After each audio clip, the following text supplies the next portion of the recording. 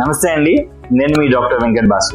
మోకాలు మార్పిడి గురించి చాలా మందిలో ఎన్నో భయాలు, అపోహలు ఉంటూ ఉంటాయి. వీటిలో ఎంతవరకు నిజం, ఏది అబద్ధం అనే విషయం గురించి ఇవాళ వీడియోలో మనం తేల్చేద్దాం.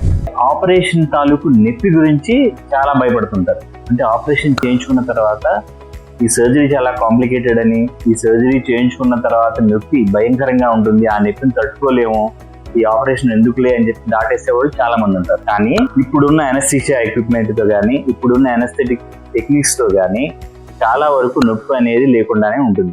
మనం ఎపిడ్యూరల్ అనాల్జెసియా అని అనస్థెటిస్ట్ గారు ఇస్తారు, నర్వ్ బ్లాక్స్ కూడా ఇస్తారు. అంటే నరాలని బ్లాక్ చేయడం వల్ల కూడా నొప్పి తెలియకుండా ఉంటుంది.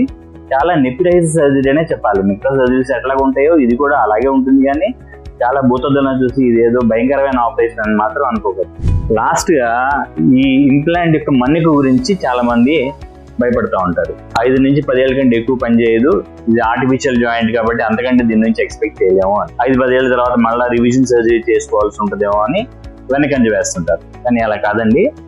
ఇప్పుడు వస్తున్న మోడర్న్ ఇంప్లాంట్స్ చాలా బయోకంపాటబుల్ ఉంటాయి. సో మీ శరీరంలో ఎటువంటి హాము కాజ్ చేయవు.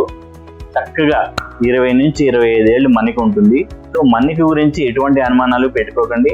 మంచి ఇంపోర్టెడ్ ఇంప్లాంట్ వేయించుకుంటే ఈ ఇంప్లాంట్ లైఫ్ లాంగ్ లాస్ట్ అవుతుంది. సో మళ్ళీ ఇంకో సర్జరీ అనేది అవసరం ఉండదు. ఎప్పుడో చావు వస్తుందని జీవితాన్ని ఎంజాయ్ చేయకుండా ఉండం కదండి.